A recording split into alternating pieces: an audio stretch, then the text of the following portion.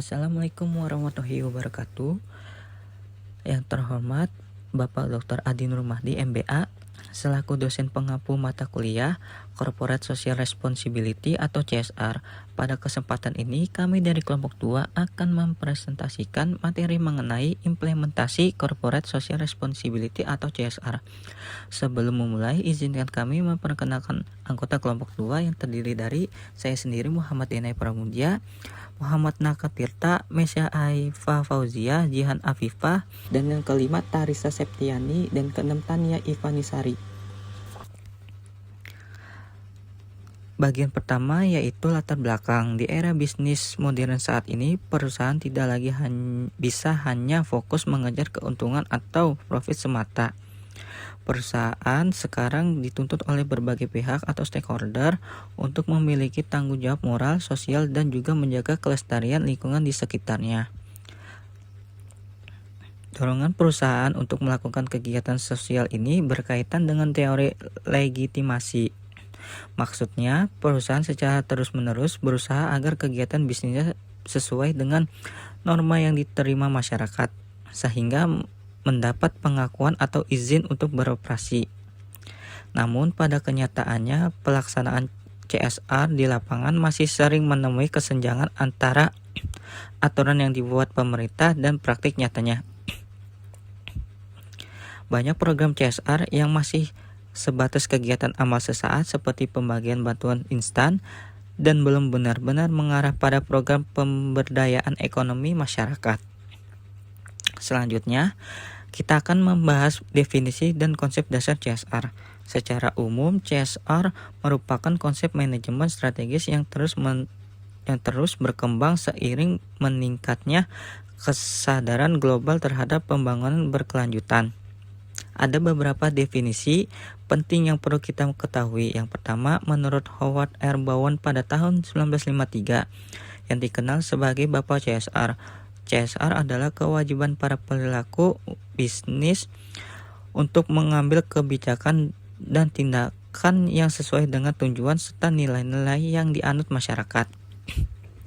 Yang kedua, menurut Archie B. Carroll pada tahun 1979, melalui teori piramida CSR, tanggung jawab perusahaan terdiri dari 4 tingkatan yang saling berlapis, yaitu yang pertama tanggung jawab ekonomi atau menghasilkan keuntungan, yang kedua tanggung jawab hukum atau mematuhi aturan, dan yang ketiga tanggung jawab etis atau berperilaku baik, dan yang terakhir tanggung jawab filantropis atau menjadi warga korporasi yang baik. Yang terakhir, dari standar internasional ada ISO 26000 yang mendefinisikan CSR sebagai tanggung jawab organisasi atas dampak dari keputusan dan aktivitasnya terhadap masyarakat dan lingkungan. ISO 26000 menjelaskan bahwa tanggung jawab sosial ini mencakup tujuan subjek inti, yaitu tata kelola organisasi, hak asasi manusia, praktik ketenaga kerjaan, lingkungan, praktik operasi yang adil, isu konsumen, serta keterlibatan dan pembangunan masyarakat. Untuk slide selanjutnya akan dilanjutkan oleh rekan saya. Terima kasih atas kesempatannya Kak Denai. Selanjutnya saya akan menjelaskan salah satu fondasi paling krusial dalam dunia CSR, yaitu model triple bottom line yang diperkenalkan oleh John Ellington pada tahun 1997. Dulu perusahaan mungkin hanya fokus pada satu aspek saja, yaitu keuntungan finansial. Namun Ellington mendobrak paradigma tersebut dengan konsep triple bottom line, yaitu profit, people, dan planet. Yang pertama ada profit. Di sini perusahaan tidak hanya mengejar laba untuk pemegang saham semata. Fokusnya adalah menciptakan nilai ekonomi yang berkelanjutan. Artinya bagaimana operasional perusahaan bisa memberikan upah yang adil, menciptakan lapangan kerja, membayar pajak tepat waktu, dan menghidupkan rantai pasok lokal. Yang kedua ada people atau yang disebut masyarakat.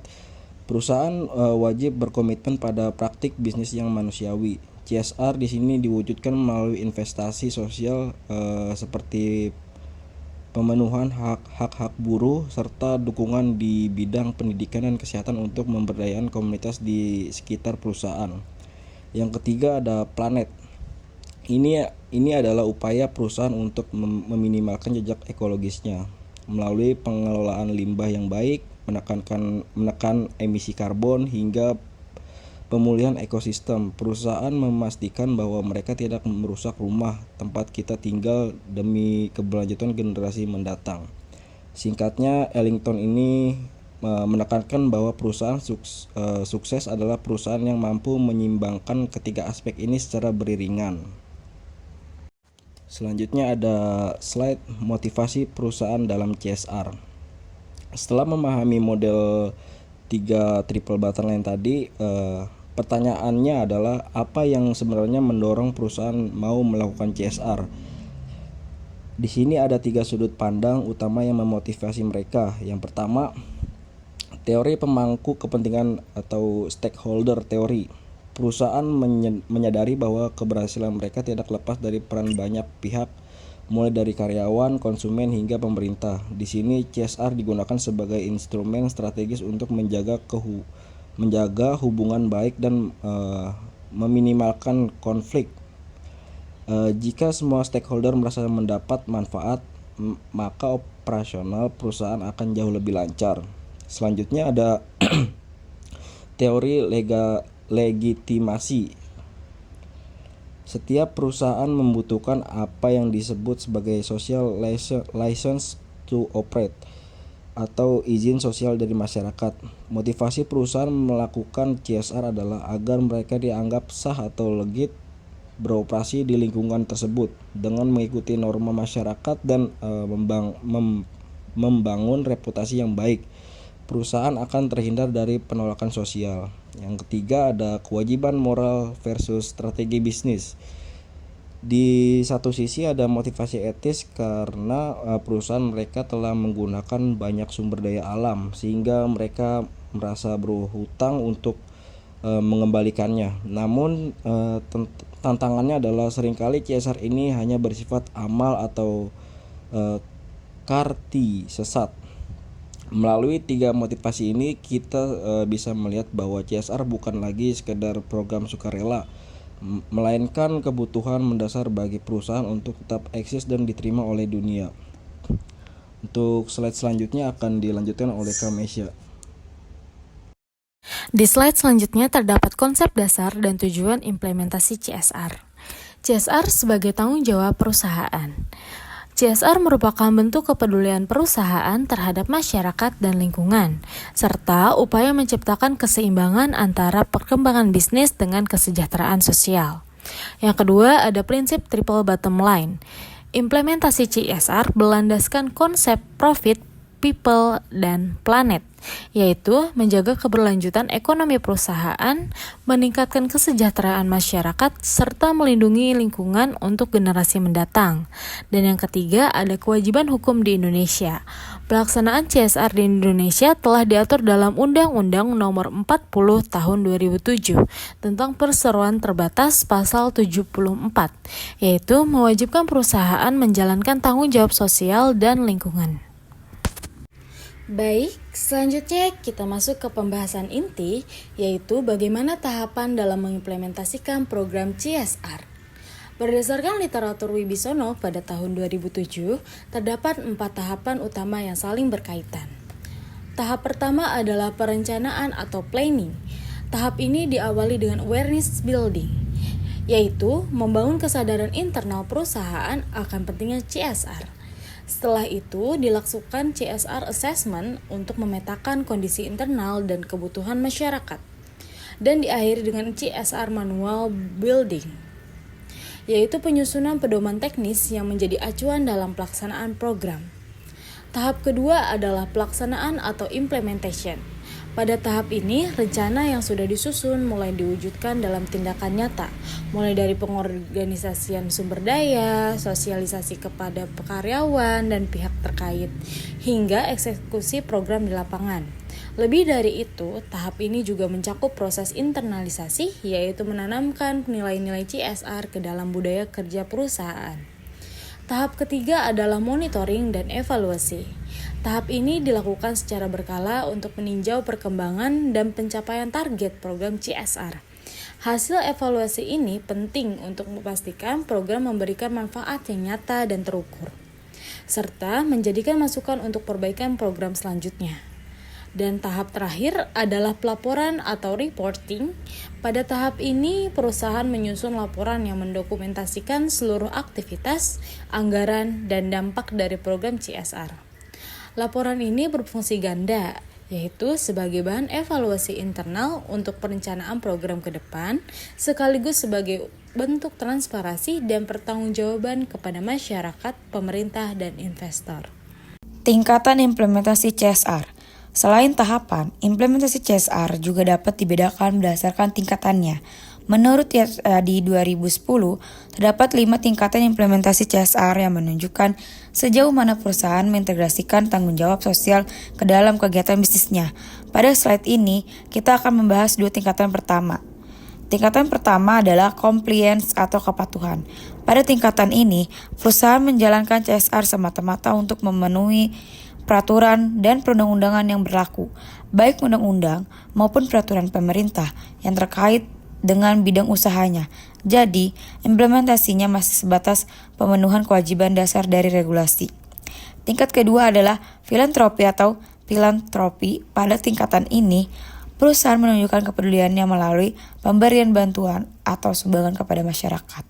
Misalnya donasi, beasiswa pendidikan, pembangunan sarana pendidikan dan tempat ibadah, atau bantuan bagi korban bencana alam.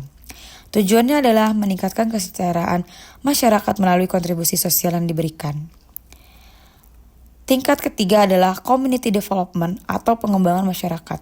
Berbeda dengan filantropi yang sifatnya bantuan langsung, pendekatan ini lebih menekankan pada pemberdayaan masyarakat agar mampu meningkatkan kapasitas dan kemandiriannya. Misalnya, melalui kegiatan pembinaan dan pelatihan untuk mengembangkan potensi masyarakat di suatu wilayah. Salah satu contohnya adalah program Pusat Restorasi dan Pembelajaran Mangrove yang diinisiasi oleh PT Petrokimia Gresik untuk memberdayakan masyarakat pesisir melalui konservasi lingkungan dan pengelolaan ekosistem mangrove. Tingkat keempat adalah impact management, yaitu tanggung jawab perusahaan dalam mengelola dampak negatif dari kegiatan operasionalnya terhadap aspek ekonomi, sosial, dan lingkungan. Contohnya adalah pengelolaan limbah secara terpadu, pengendalian pencemaran, serta program mitigasi untuk meminimalkan risiko terhadap masyarakat dan lingkungan sekitar.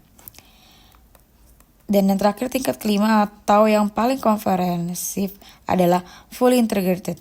Pada tingkatan ini, tanggung jawab sosial bukan lagi sekadar program tambahan, melainkan sudah menjadi bagian yang tidak dipisahkan dari seluruh proses bisnis perusahaan, mulai dari penggunaan bahan baku yang bertanggung jawab, proses produksi yang ramah lingkungan, pelindungan hak-hak pekerja, hingga pengelolaan dan daur ulang limbah. Selanjutnya yaitu studi kasus pada PT Karya Putra Sangkuriang PT KPS.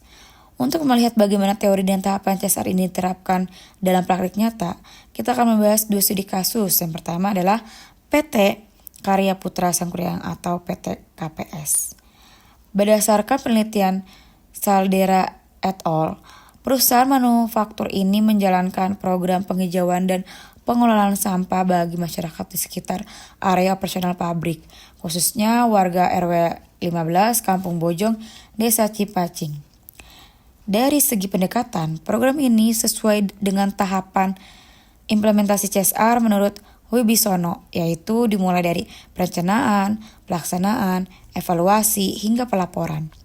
Dari segi dampak, melalui keterlibatan aktif para pemangku kepentingan, PT KPS tidak hanya memberikan bantuan sesaat, tetapi juga berupa menciptakan solusi jangka panjang terhadap masalah sanitasi lingkungan serta meningkatkan kesadaran masyarakat tentang pentingnya pelestarian lingkungan. Jika dilihat dari tingkatannya, program ini termasuk dalam kategori community development atau tingkat ketiga. Selanjutnya, studi kasus pada PT Valley Indonesia Tbk. Pada implementasi CSR oleh PT Valley Indonesia Tbk, khususnya dalam aspek pemberdayaan masyarakat dan mitigasi dampak operasional perusahaan. Berdasarkan penelitian Anasrul tahun 2018, Perusahaan pertambangan mengembangkan program penyediaan sarana air bersih bagi masyarakat di sekitar wilayah operasional tambang. Mengingat sektor pertambangan memiliki potensi dampak lingkungan yang signifikan, penyediaan infrastruktur dasar seperti air bersih merupakan bentuk tanggung jawab perusahaan yang nyata dalam memitigasi dampak operasional sekaligus meningkatkan kualitas hidup masyarakat.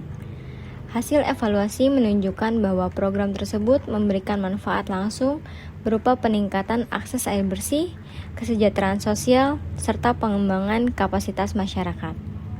Selain itu, program CSR berkontribusi positif terhadap peningkatan citra perusahaan di mata publik. Temuan tersebut menegaskan bahwa implementasi CSR pada tingkat community development tidak hanya memberikan manfaat sosial, tetapi juga menjadi investasi strategis jangka panjang bagi reputasi dan keberlanjutan bisnis perusahaan. Tantangan implementasi CSR. Meskipun CSR telah diakui sebagai elemen krusial dalam mewujudkan keberlanjutan bisnis, proses implementasinya di lapangan masih diwarnai oleh berbagai tantangan yang sangat kompleks. Tantangan pertama seringkali bersumber dari lingkungan internal perusahaan itu sendiri, yaitu berupa kurangnya pemahaman yang komprehensif dan minimnya komitmen dari jajaran manajemen puncak. Tidak sedikit entitas bisnis di Indonesia yang masih memandang CSR sebatas beban biaya operasional, atau sekedar kewajiban amal yang bersifat sesaat, alih-alih menganggapnya sebagai investasi strategis jangka panjang yang terintegrasi dengan visi perusahaan. Yang kedua, keterbatasan kapasitas sumber daya manusia yang secara khusus memiliki kompetensi manajerial di bidang CSR juga kerap menjadi hambatan yang signifikan. Keterbatasan ini menyebabkan perusahaan seringkali kesulitan dalam merancang program yang tepat sasaran, mengukur dampak nyata yang dihasilkan dari program tersebut, serta mengkomunikasikannya secara efektif kepada publik luas.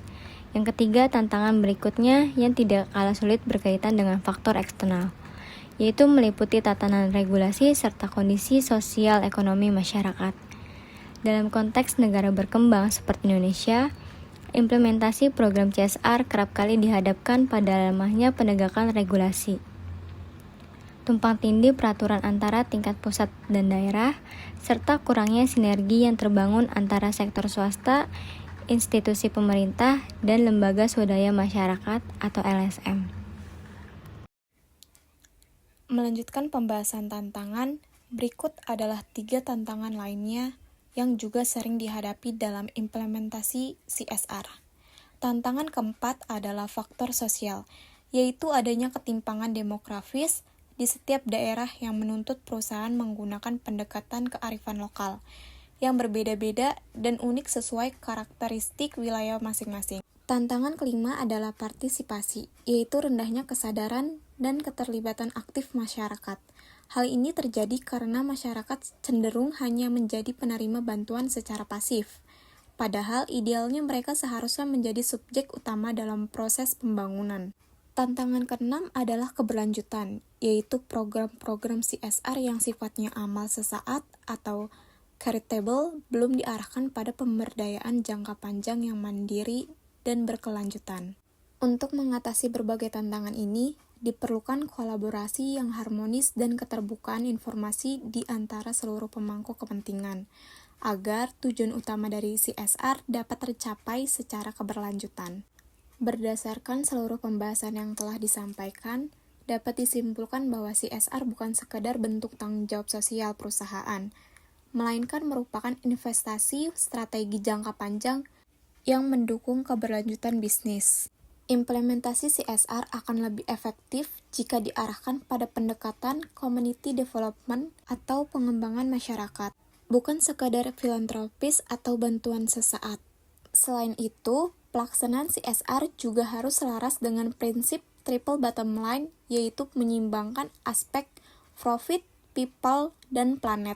Pada akhirnya, sinergi yang kuat antara perusahaan, pemerintah, dan masyarakat menjadi kunci utama keberhasilan implementasi CSR agar dapat memberikan manfaat yang optimal bagi seluruh pemangku kepentingan. kami menyampaikan beberapa saran yang dapat dipertimbangkan untuk meningkatkan efektivitas implementasi CSR di masa mendatang, yang ditunjukkan kepada 3 pihak.